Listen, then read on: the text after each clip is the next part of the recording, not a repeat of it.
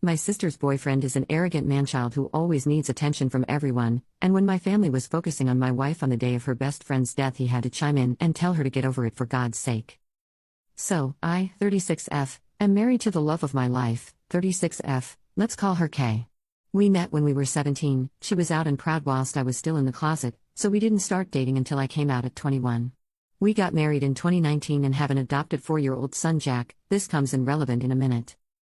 My sister, 27F, Sarah, has a long-term boyfriend, 28M, Steve, who the family cannot stand. They've been together for 8 years and the whole family has hated him from the first time we met him. He is rude, obnoxious, arrogant, and all in all a crappy human being. He's also someone that likes to claim that he is just honest, but if someone is honest back to him he flips out and sulks like a toddler. In fact, my toddler is better behaved than him. He isn't abusive to Sarah and doesn't direct these comments towards her, it's just the rest of us. He's actually a good partner to her and treats her well, which is his one redeeming quality. My dad and Kay hate him the most and will do anything to avoid him at family gatherings. Kay usually just ignores him and brushes off anything he says to her as she doesn't like conflict. However, there have been a few occasions that she has said something back, but it's usually said in a joking manner which amuses my dad to no end. My mom is a peacekeeper and will do anything to avoid drama, so she just changes the topic whenever he starts, but she and my grandparents all hate him just as much as the rest of us. Sarah is the only one that obviously doesn't hate him. Our son's birth mother Tess was Kay's best friend, who sadly died in 2021. This was a real shock as she had an underlying heart condition that she didn't know about and simply went to sleep one night and never woke up. Jack had been left alone in his cot all day screaming for his mom before Kay got worried that Tess wasn't answering her texts and went to their house to see if she was okay. She found Jack in his cot and Tess in her bed. We adopted Jack as no one in Tess's family was in a position to take him in. We raise him as our own, but he knows who Tess is. Obviously this is a very sensitive topic for Kay as it was so traumatic for her and Jack. Now, onto what happened last weekend. It was the anniversary of Tess's death on Saturday, so Kay, Jack and I went to visit her grave. Kay is always quiet after going to see her, and this time of year is especially hard for her. On Sunday we had a family gatherings at my parents' house. These happen every couple of months as just a catch-up for everyone. At first nothing was out of the ordinary. Kay and my dad were off to the side talking as usual, only I could see that Kay was obviously struggling, so my dad and her went for a walk so she could clear her head. This is something they have done before, so nothing too unusual. However, Steve had an issue with this and asked why they had left and why he wasn't invited to walk with them. I explained that about Tess and Kay just needed a minute. This wasn't good enough for Steve though, and he said she should have gotten over it by now. At this my granddad, who is naturally a very quiet guy, said that his best friend had died over 20 years ago and he still had days where he missed him so much it hurt. You don't just get over something like that. Steve shut at that. Kay and my dad got back and she was in a much better mood. We all sat down at the table for our late lunch and started chatting. Everything was fine at first until Steve started trying to butt into Kay's conversation with my granddad. When it was obvious that they weren't going to include him, he very loudly stated, "This is BS, she's getting all the attention of everyone because her friend died 3 effing years ago. Get over it for F's sake, we're all sick of hearing about it." The whole table went silent and I took one look at Kay and knew she was about to go off on Steve. Only it didn't happen the way I thought. Rather than exploding at him, she looked at him very calmly and said that she and Granddad weren't talking about Tess, they were making plans to take him to the Christmas markets, but if he wanted to be a jerk then no problem. She then went on to say to him that everyone in the family hates him because he's a toxic, narcissistic fwad. That whenever he can't come to a family gathering the whole family is much happier. That there's a reason he has no friends and that his own family can't stand to be around him. That reason is that he's rotten from the inside out, and that Tess may have only been on this planet for 32 years, but she made a bigger impact on people than he would if he lived until he was 150. That her funeral was rammed with people because she was so loved, whereas he'd be lucky if anyone other than Sarah was at his. After that she got up and went to the back garden and I followed her. A few minutes later my dad came out and said that he'd told Sarah and Steve to leave. We went back inside and Kay apologized to everyone and said she should have just kept her mouth shut. Everyone other than my mum told her what she had done was right and it was about time someone told him. My dad then found it hilarious that a lesbian had been the one to tell him straight, which lightened the mood a lot. We spent the rest of the afternoon there before going to pick Jack up from Kay's mum's house as she had had him overnight on Saturday for us. The reason I'm making this post is that yesterday I got a call from Sarah saying that her and Steve wanted an apology from Kay or they weren't going to Christmas. When I reminded her that we wouldn't be at Christmas either as it our year to spend it with Kay's mum, so it made no difference to us, she got really upset saying that she wanted an apology because Kay was way out of line. I said she wasn't and that I wouldn't even contemplate asking her to apologize because I agreed with everything she said and so did everyone else there. She ended the call and I just went back to work. Then today my dad called me and asked if Kay's mom would mind a few more for Christmas as he was refusing to spend it with Steve, so he and my granddad needed someone else to go. Apparently, after Sarah had called me, she has called mom and started ranting, and my mom had told my dad to get Kay to apologize, which he said no to, and they had an argument, and my dad has now decided that he's done with Steve even if that affects his relationship with Sarah. He's not having it anymore. My mom wants Sarah there, and she won't go without Steve, so my dad is going somewhere else and my granddad agrees with him. I text Kay's mom and she said they were welcome, so now my mom is furious and saying that my dad and Kay are ripping the family apart. So basically this has turned into a shit show. Kay has said she will apologize if I want her to, just to keep the peace, but I've told her no way. Everything she said was true. I just don't know where to go from here, and the people in my life all hate Steve that much that Kay could have physically attacked him and they would all still think she is in the right. So, that's why I'm asking internet strangers who might have had to deal with difficult family members. What can we do to get into a place where we can be around each other amicably? I'm struggling to see a way right now. Update 1. Hi, I know how much this community loves an update, so I thought I would give you one as things seem to be sorting themselves out, kind of. After I wrote my last post, a few things happened in the next couple of hours. First thing was that I spoke to my grandparents on my mom's side. They were there when this all happened, but they're like my mom and just constantly try to keep the peace. That's where she gets it from. They were supposed to be spending Christmas with my mom this year but had changed their minds and decided to spend it with my uncle instead. They have made the decision to not be around Steve either as he causes too much drama. They asked if they could come and see us and Jack on the 23rd before they head off to my uncle's, which I happily agreed to. This really surprised me and it outright shocked my mom, as like I said they are the biggest take the high road type people I've ever met, but even they'd had enough. The next thing that happened was my dad called to let me know that Steve and Sarah had now decided that they want Kay to make a public apology in front of the whole family and admit she was lying and that the family loves Steve. He was laughing as he told me this and called them delusional, so any small chance of a superficial apology went out the window. The third thing that happened was Jack getting home from after-school club with a recorder that I am sorely tempted to shove up the teacher's backside. So all in all, it wasn't a great day. Through talking to people on here, I also realized that Steve has been trying to push Kay and I out of the family.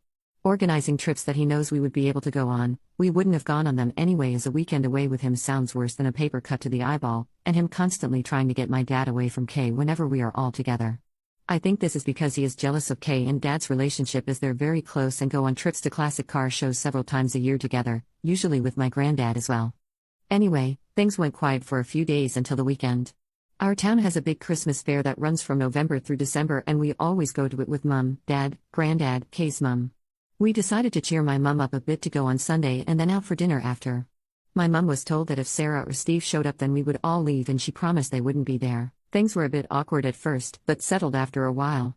At one point Jack got my mom and dad to take him on the giant snow slide, and as my mom walked back over to us she had tears in her eyes. I pulled her to one side to see what was going on and she said that whilst waiting in line, Jack had said he was happy Uncle Steve wasn't here. When my mom asked why, he said that Uncle Steve was a bad man.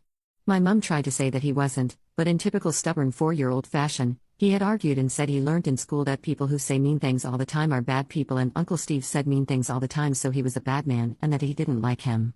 There had been a case of bullying in his class a few weeks ago and the teacher had done a lesson on how wrong bullying is, so I think that's where this came from. This finally broke through to my mom. If even a 4-year-old can see what a horrible prick the man is, then she had to as well. She said that she felt stuck because she hated Steve and agreed with everything that Kay has said, but she loves Sarah and doesn't want to isolate her. I told her I would always be there for her, but I wasn't putting myself, Jack or Kay through being around Steve again, and she needed to think about what she wants. Not what I want or Dad or Kay or Jack or her parents or Sarah or Steve, but what she wants. She went quiet and then said that Kay's mom had told her she was welcome at hers for Christmas if she wanted to and that she could decide it on Christmas Day if she wanted. Kay's mom would save her a plate. We went back to the group and a little while later I saw Mom and Kay's mom having a deep discussion whilst walking behind us. Neither will say what they talked about, but Mom seemed a bit happier after their talk. They have also been talking since, as yesterday my mom told me that she will be coming to Kay's mom's for Christmas and they've been talking about going shopping together next week. When Mom told Sarah after calling me, Sarah predictably lost her mind and said that Mom was choosing us over her. My mom told her she was choosing to have a good Christmas rather than being belittled and made miserable, all for the sake of Steve and his so-called honesty. Sarah then called me and asked if I was happy that I'd won. She then did the unforgivable and used a few homophobic slurs towards me and Kay and called Jack the bastard of a whore. I ended the call, blocked her everywhere and then let my family know what had happened and that I never wanted to speak to her again. They're all as appalled as I am, and my Granny, Mum's mum, called Sarah and apparently told her she was dead to her and she won't have a bigot in the family. Sarah has been trying to reach out to apologize because she knows she has stepped over the unforgivable line, but I've just kept blocking the fake accounts that she's making on A. Steve tried reaching out to my dad after this, and when he eventually answered, Steve tried to say that Sarah was just angry and didn't mean it. According to Mum, Dad ended up giving him a verbal lashing and told him that he was the worst thing that had ever happened to Sarah and our family. My dad has told Sarah he is disgusted with her, but will be there for her if she leaves Steve. Until then, good luck. Mum has gone low contact as well, but wants to keep the door open so that Sarah isn't completely isolated.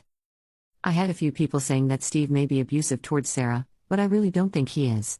He usually acts like a dick when the attention isn't on him. He knows that when he says dickish things, then all the attention is on him and he revels in it. After Sarah's outburst, I just think that they're both toxic and feed off each other's toxicity. She lets him get away with the things he says because she gets pleasure out of watching us all bite our tongues and keep quiet. So, Mum's angry, Dad's angry, our 3 grandparents are angry, extended family are angry, and Kay is being my rock, but I can tell she's really angry about what she said towards Jack. I'm just sad and done with it all. At least now I know what she really thinks about Jack, Kay and myself, so there's that. Not the prefect update, but we move on. It will be nice this Christmas to have both sides of the family together for the first time and not have to worry about Steve being a dick, but I'm sad that is how my relationship with my sister has ended. I'm trying to get into the Christmas spirit, but it's a tough one right now. The only things that make me smile are Kay and Jack being goofy idiots to cheer me up, however the recorder can go to hell. I curse whoever invented the thing, like seriously, screw you. Thanks for all the support in my original post and opening my eyes to a few things. Maybe internet strangers are the way to go for advice after all. Hope you all have a good Christmas/holidays. Update 2. I thought I would post this here as I've still got people reaching out for an update about Christmas. Sarah stopped trying to reach out to me the first week of December after one final message through a mutual friend saying that she loves me and is sorry. My dad has spoken to her once on Christmas Eve to wish her and her alone a Merry Christmas. My mum has spoken to her a few times and had breakfast with her on Christmas Eve, but that's it. As far as I'm aware, Steve and Sarah spent Christmas at their house alone. I do know they went to party on Boxing Day with one of Sarah's friends and Steve was on his best behavior according to someone I know who was there. Maybe he's learning, who knows? I did have a few people asking about why Steve and his family don't speak, and after talking to my dad I found out that Steve said something to his brother's wife at a family gathering that led to his brother and him having a huge argument that turned physical. After that, Steve's brother refused to have him around himself, his wife or his kids, so Steve's mom and dad told he wasn't welcome to family events anymore and they went very low contact with him. He apparently gets a phone call on his birthday and Christmas, but that's about it. My dad was told this by Sarah, who was there when it happened. As per usual, she tried to downplay the whole thing and say that Steve's family were overreacting. Sounds oddly familiar. We spent Christmas at Kay's mom's house and my mom, dad and granddad all came as well. My mom and Kay's mom haven't ever really spent a lot of time together, but they have been recently and they've become good friends, meeting up for lunch and going shopping together a few times. It's a bit of an odd pairing as my mom is very straight-laced and Kay's mom was a punk when she was younger and now is really into Wicca and natural healing. Seeing my mom dressed in her Sunday best and Kay's mom in her Pistols hoodie is an odd sight, but they get along great, so that's nice. Christmas overall was good, nothing special, just relaxing. Without Steve being around, there was no need to be on edge. Jack was very spoiled and loved every second of it. I'll be honest and say I miss my sister a lot and part of me really wanted to call her on Christmas Day, but I know I can't have her in my life right now. That's about it really, all very boring. I still want to launch Jack's recorder into the sun, but he loves it and his rendition of London's Burning is improving. Listening to 26, 4 and 5-year-olds enthusiastically try to play London's Burning on recorder at the Christmas nativity play was one of the funniest things I've ever seen. That got the biggest cheer of the night, that's for sure. I hope everyone had a great holidays and has a brill new year.